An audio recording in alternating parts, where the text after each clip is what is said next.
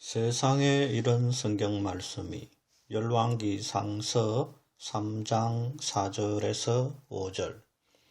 이에 왕이 제사하러 기브온으로 가니 거기는 산당이 큼이라.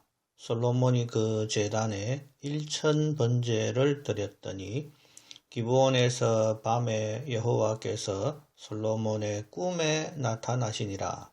하나님이 이르시되 내가 네게 무엇을 줄꼬 너는 구하라.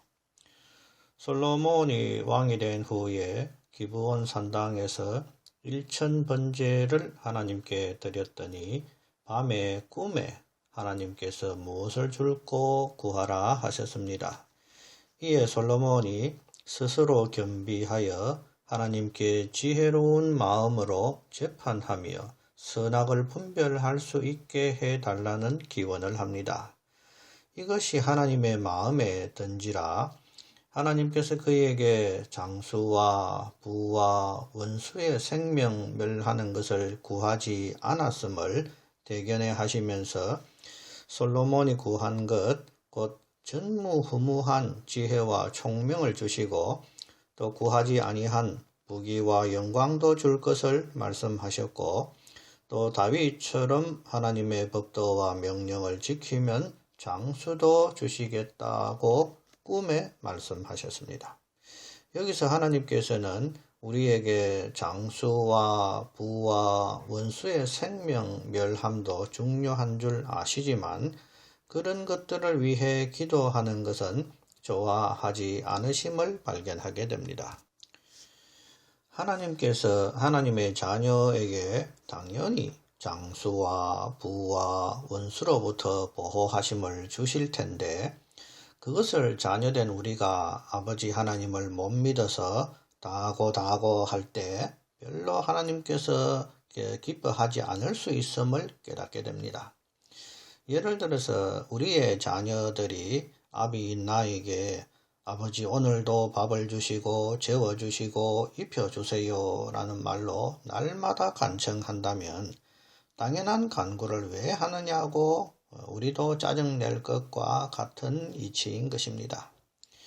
하늘 아버지께서 우리가 이 세상에서 필요한 것을 미리 아시고 필요 충분하게 주실 줄 믿으며 오직 주의 나라와 의를 구함이 옳은 것입니다.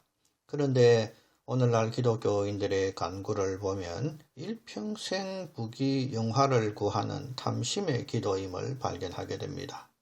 남편의 사업을 위해, 자녀의 학업을 위해, 또 건강을 위해 등 온통 욕심을 위해 기도하는 것을 느끼게 됩니다. 이런 것들은 우리가 하나님 보시기에 올바른 삶을 산다면 당연히 허락하실 일들인 것입니다.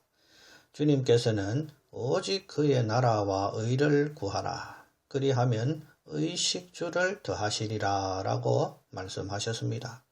우리가 참으로 간구해야 할 문제는 하나님의 나라에 들어가기 위한 하나님의 기뻐하시는 뜻은 무엇인가를 고민하며 천국 들어갈 수 있기를 간구하며 그러기 위한 하나님의 뜻을 깨달아 준행하여 하나님께 기쁨을 올려드리는 삶을 살려고 노력하는 것을 말씀하고 있는 것입니다.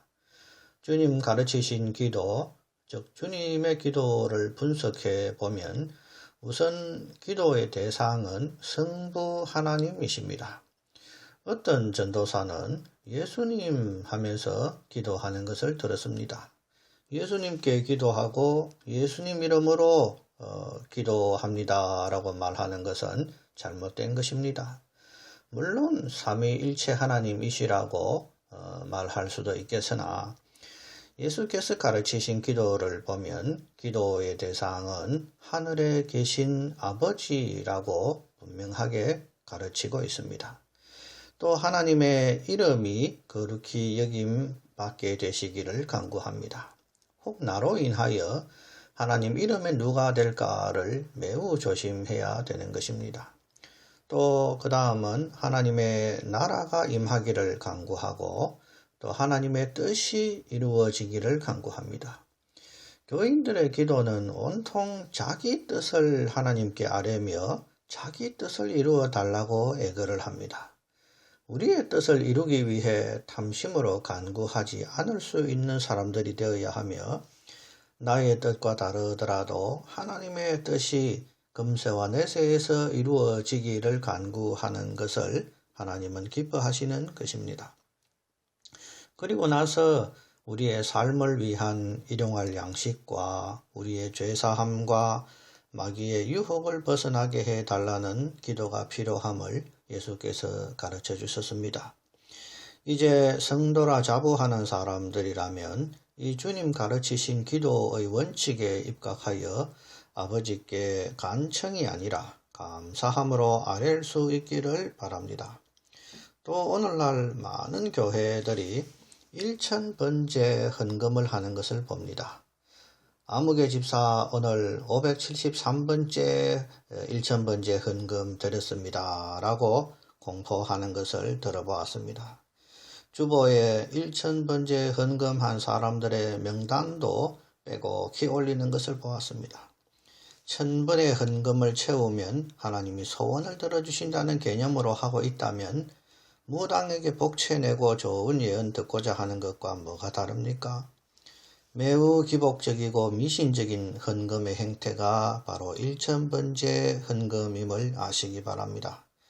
또한 솔로몬의 일천번제에는 1000마리 양을 들여 한 번 제사한 것임도 분별해야 합니다. 1000번의 제사가 아니라 단 한 번 제사였습니다. 이런 것도 분별 못한 기독교가 1000번의 헌금을 받기 위해 만들어낸 조잡한 제도가 바로 1000번제 헌금인 것입니다.